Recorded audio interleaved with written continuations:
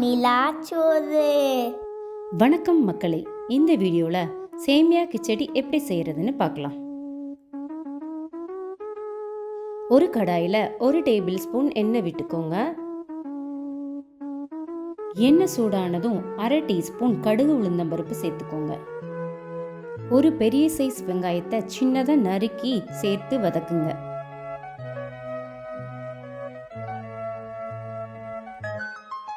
அரை டீஸ்பூன் இஞ்சி பூண்டு விழுது சேர்த்து பச்சை வாசனை போகிற வரைக்கும் வதக்கிக்கோங்க.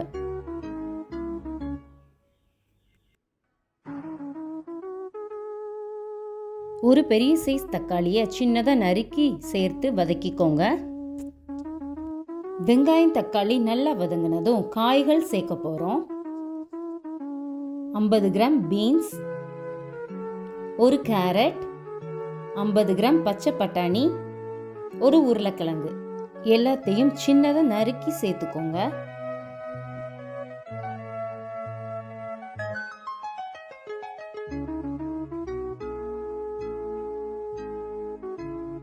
தேவையான அளவு உப்பு சேர்த்து காய்களை 5 நிமிஷம் வதக்கிக்கோங்க.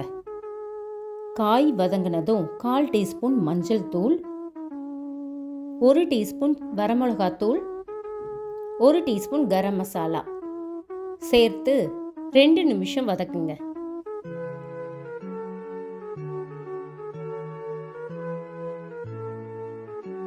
ரெண்டு டம்ளர் வறுத்த சேமியா எடுத்துக்கோங்க.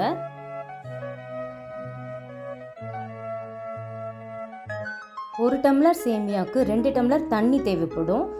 நம்ம 2 டம்ளர் சேமியா எடுத்ததுனால 4 டம்ளர் தண்ணி ஊற்றிக்கலாம். தண்ணி நல்லா கொதிச்சதும் சேமியாவை சேர்த்து கலந்து விடுங்க.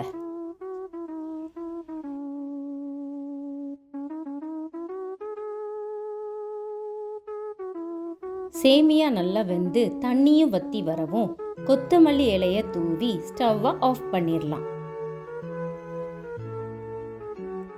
சேமியா kichadi ready. Like, share and subscribe. Nilachoru channel.